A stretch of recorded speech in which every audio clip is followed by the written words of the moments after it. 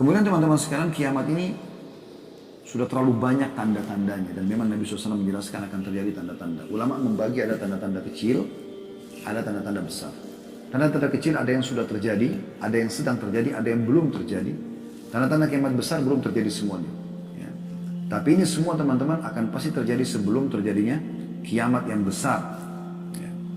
Tanda-tanda kiamat kecil yang sudah terjadi adalah sabda Nabi SAW, hitunglah kiamat itu termasuk lahirnya aku, diutusnya aku, dan meninggalnya aku. Tiga-tiga sudah terjadi. Nabi SAW sudah lahir, sudah diutus, dan sudah meninggal dunia. Kemudian beliau sebutkan juga termasuk tersebarnya taun amwas, ya, virus taun yang ini terjadi di zaman Umar bin Khattab radhiyallahu anhu, yang banyak sahabat juga terbunuh dengan virus ini, gitu kan? Dibebaskannya Palestina di zaman Umar bin Khattab juga terjadi. Ya. Ini semua sudah terjadi tanda-tanda kiamat ini. Jadi cukup banyak yang sudah terjadi. Bahkan Nabi SAW menjelaskan, ya, kalau kaum muslimin akan membuka wilayah Hira, dan memang sudah berhasil juga, ya, dibebaskannya. Umat Islam akan membebaskan Konstantinia atau Konstantinopel, Turki, Istanbul, ya. Itu juga sudah terjadi di tahun 1439 Masehi di zaman Sultan Muhammad Murad Al-Fatih rahimahullah. Sudah terjadi gitu. Jadi banyak yang sudah terjadi. Ya. Tentu ada juga yang lain, saya tidak jelaskan semuanya karena cukup panjang bahasan, tidak mungkin dalam sejam. Anda bisa kembali ke kajian kami tentang hari kiamat, cukup banyak, diantaranya bedah buku Minhajul Muslim, ya, di bab tentang beriman kepada hari kemudian. Kemudian ada juga yang sedang terjadi, seperti misalnya sabda Nabi SAW, tidak akan terjadi kiamat sampai zina itu menyebar. Ya. Kemudian juga dalam riwayat lain, dan juga khamr serta diganti namanya dengan nama yang lain. Bukankah Anda lihat sekarang dilegalkan? Ya. Diskotik, bar, karaoke dengan lampu-lampu yang terang, mendapatkan izin, mereka bebas melakukan semua itu.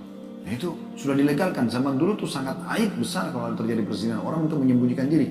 Sekarang orang sudah berani terang-terangan. Bukankah film-film sudah banyak disebarluaskan di medsos? Semuanya orang bisa melihat aurat orang lain, bisa menonton zina dan segala macam, bahkan mendukung dan segala macam, bahkan bisa investasi ikut-ikutan di situ. Itu kan sudah merajalela. Khamr digantikan namanya. Sekarang kan digabung khamr yang bersaudara sama zina, pasti dia paket biasanya. Setelah mabuk zina, atau zina dengan mabuk. Ini dua hal yang sulit dipisahkan, seperti kembar gitu ya. Dan dosa ini rata-rata, ya, seperti bersaudara, memanggil satu sama yang lain. Kalau sudah melakukan ini akan terjadi, ini akan terjadi, ini. Terus begitu. Tapi dua hal ini selalu ada. Anda lihat relevansinya, diskotik, ada khamar, ada wanita yang menawarkan jasa untuk zina. Karaoke pasti ada wanitanya, gitu kan? Dan menawarkan begini. Tempat-tempat bar dan segala macam ini sama. Maka ini kayak satu paket teman-teman sekalian. Dan ini sudah disebutkan oleh Nabi SAW. Diubah sekarang menjadi julukan atau judul hiburan. Jadi bukan lagi dikatakan perzinahan, hiburan. Sehingga akhirnya tidak masalah orang pakai jilbab pun untuk masuk di sana, ya, laki-laki yang soleh pun masuk di sana dan segala macam hal. Allah musta'an. Ini termasuk tanda-tanda kiamat yang sudah nyata. Tanda-tanda hari kiamat juga kata Nabi SAW, ya, bahwasanya banyaknya laki-laki menyerupai perempuan, perempuan menyerupai laki-laki. Bukankah di zaman kita seperti itu? Bahkan di zaman kita ini, ya, semoga Allah selamatkan kita, di beberapa negara dilegalkan pernikahan sesama jenis. Di Indonesia pun pada mau ikut-ikutan. Ya, diangkat LGBT dan segala macam, diangkat itu sebuah kebebasan publik. Padahal melawan fitrah. Allah sudah hancurkan kaum Lut karena mereka homoseksual. Dan juga dalam masalah lesbian kata Nabi SAW, ya, lesbian, praktek lesbian di antara wanita adalah zina di antara mereka. Tidak bisa. Ya. Kalau zina antara laki-laki sama perempuan dosa besar, ya, itu hukumnya kalau belum nikah kepergok, dicambuk 100 kali, diasingkan setahun. Kalau sudah nikah dirajam, dilempar sampai mati. Tapi kalau orang homoseksual ini beda hukumannya. Kata Abdullah bin Umar atau Abdullah bin Abbas, kalau pelaku ini sodomi atau homoseksual ini, kalau kepergok dan ketahuan, dia dicari tempat tertinggi di sebuah kota itu, lalu didorong dari atas, kemudian dilempar, dirajam dengan batu dari bawah. Sudah nikah atau belum nikah? Kalau zina, rajamin nanti kalau sudah nikah. Tapi ini tidak. Karena beratnya hukuman terhadap hal-hal tersebut. Tapi subhanallah, sekarang sudah dianggap seperti yang biasa.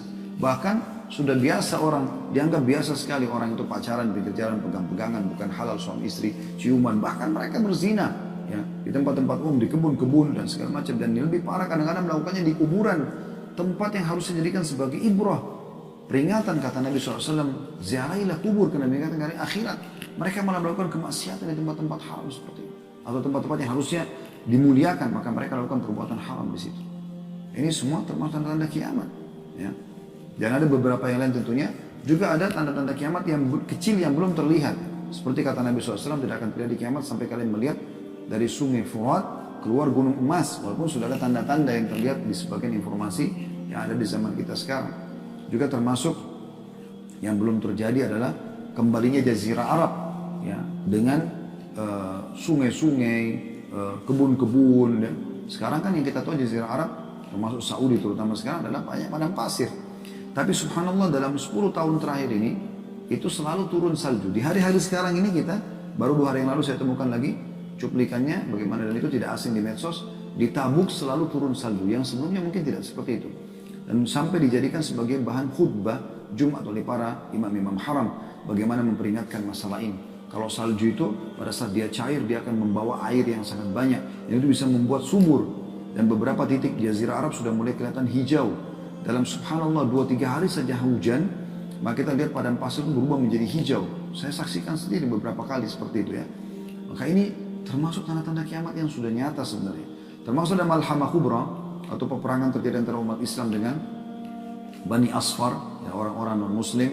Ya, dan pada saat itulah terakhir tanda-tanda hari kiamat karena di penutupan hadis dan tanda kiamat kecil maksudnya. Kata Nabi SAW pada saat muslimin sudah sampai ke Rum. Rum ini Allahu alam di mana posisinya, tapi kata Nabi SAW pasukan muslim akan sampai ke Rum.